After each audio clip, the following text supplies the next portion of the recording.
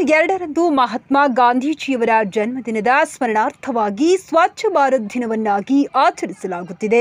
ಗಾಂಧೀಜಿಯವರ ಧ್ಯೇಯವಾಕ್ಯ ಅಭಿಯಾನಕ್ಕೆ ಜಿಲ್ಲಾಧಿಕಾರಿ ಮೊಹಮ್ಮದ್ ರೋಷನ್ ಚಾಲನೆ ನೀಡಿದರು. ಮಂಗಳವಾರ ಜಿಲ್ಲಾಧಿಕಾರಿ ಕಚೇರಿಯ ಆವರಣದಲ್ಲಿ ಚಾಲನೆ ನೀಡಿದ ಅವರು, ಸ್ವಚ್ಛತಾ ಹಿ ಸೇವಾ ಎಲ್ಲರ ಜವಾಬ್ದಾರಿ, ನಮ್ಮ ಸುತ್ತಮುತ್ತಲಿನ ಪರಿಸರ ಶುಚಿಯಾಗಿಡಬೇಕೆಂದು ಡಿಸಿ ತಿಳಿಸಿದರು.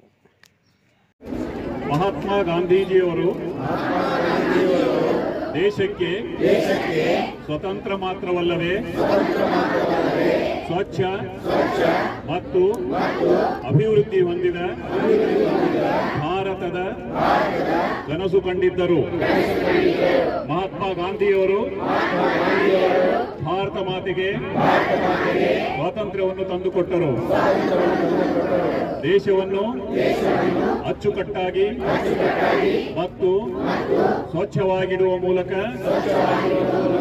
ಭಾರತ ಮಾತೆಗೆ ಸೇವೆ. ನಾನು ಸ್ವಚ್ಛತೆಗೆ ಬದ್ಧನಾಗಿರುತ್ತೇನೆ ಮತ್ತು ಇದಕ್ಕಾಗಿ ಸಮಯವನ್ನು ಮೀಸಲಿಡುತ್ತೇನೆ ಎಂದು ನಾನು ಈ ಮೂಲಕ ಪ್ರತಿಜ್ಞೆಯನ್ನು ತೆಗೆದುಕೊಳ್ಳುತ್ತೇನೆ.